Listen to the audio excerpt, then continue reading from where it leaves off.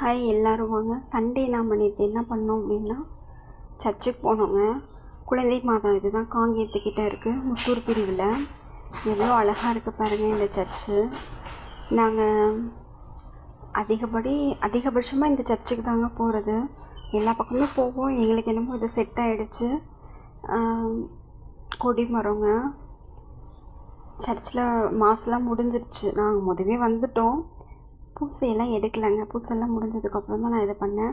சர்ச்சில் அந்த மெழுகுபர்த்தி, இந்த எண்ணெய், மந்திரிச்ச எண்ணெய், தீர்த்தம் எல்லாமே சர்ச் கடையிலேயே கிடச்சிரும். இது உள்ளே வரப்போ உள்ளது.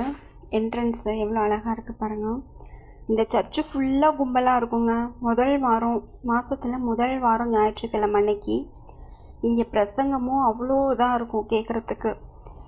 நான் இந்த சர்ச்சுக்கு வந்துட்டு போனால் தான் எனக்கு அந்த மாதம் நிறைவாக இருக்க மாதிரி ஒரு ஃபீல் ஆகும். இனி வாரம் போக கண்டிப்பாக ட்ரை பண்ணணுங்க. இங்கே வேண்டுதல் வைக்கிறது எதுவாக இருந்தாலும் அது அப்படியே நடக்கும். இன்னொன்று என்ன, இதாங்க குழந்தை மாதாவுடைய சுரூபம். குழந்தை இயேசு நற்கரணை. இதுவும் குழந்தை மாதாவுடையது தான். இன்னொன்று என்னென்னு பார்த்தீங்கன்னா, இந்த சர்ச்சில் குழந்தை இல்லாதவங்களுக்காக சிறப்பு வழிபாடு நடக்குங்க. இந்த மாதத்தில் முதல் ஞாயிற்றுக்கிழமை. இந்த சைடு பார்த்திங்கன்னா சாப்பாடும் எத்தனை 1000 பேர் வந்தாலும் அவங்களுக்கு சாப்பாடு இருக்குங்க. எல்லாம் வீட்டுக்கு எடுத்துகிட்டு போகிறாங்க. சாப்பாடு, சாம்பார், ரசம், பொரியல், கேசரி எல்லாம். நாங்களாம் சாப்பிட்டு முடிச்சுட்டு தான் இந்த வீடியோ எடுத்தோம். எல்லோரும் போயிட்டாங்க, மோஸ்ட்லி எல்லோரும் போயிட்டாங்க. அப்புறம் இது சர்ச்சுக்குள்ளேயே இருக்கக்கூடிய இன்னொரு இதுங்க. இங்கே என்ன விசேஷம்னா, மாதா நிறைய மாதா இருக்காங்க. வேளாங்கண்ணி மாதா, குழந்தை மாதா, உத்தரிப்பு மாதா அப்படின்னு அத்தனை மாதாவுடைய சுரூபமும் இங்கே கொண்டு வச்சுருக்குறாங்க. ஒரு அருங்காட்சியகம் மாதிரி. அந்த மாதாவுக்கான ஜப வழிபாட்டு முறைகள் சைட்லேயே எழுதியிருப்பாங்க.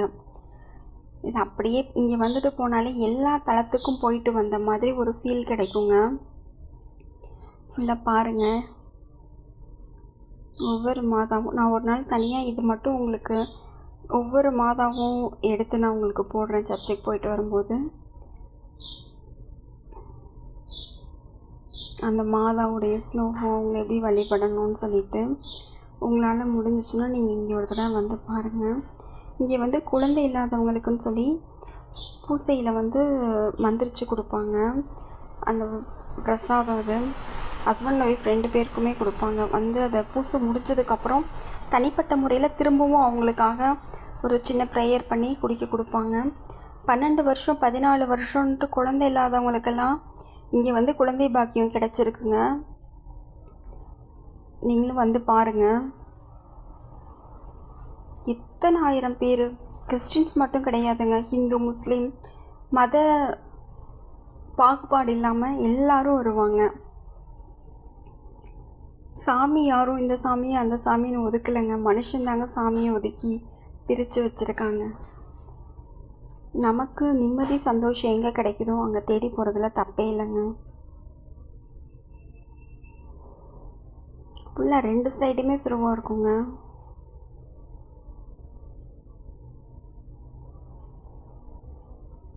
எத்தனை அற்புதங்க. இதில் சாட்சி சொல்லுவாங்கங்க. இந்த முதல் வாரம் ஞாயிற்றுக்கிழமை அவங்கவுங்களுக்கு நடந்த நல்லதை எல்லாத்தையுமே சொல்லுவாங்க. ஒவ்வொரு மாதமும் அதை கேட்கவே இவ்வளோ மகிமையா, இவ்வளோ மகிமை இந்த மாதா புரிஞ்சிருக்காங்களான்ற அளவுக்கு இருக்கும்.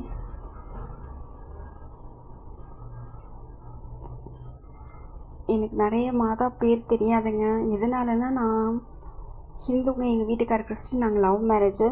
ஆனால் கல்யாணத்துக்கு முன்னாடி எனக்கு கிறிஸ்துவ இதெல்லாம் ரொம்ப பிடிக்கும். நான் படித்ததே கிறிஸ்டின் ஸ்கூல் தான். ஆசைப்பட்டேன் நன்மை வாங்கணும் அப்படி இப்படின்லாம். கடைசியில் கடவுளே என்னை இதில் இணைச்சி சேர்த்துருக்குறாங்க.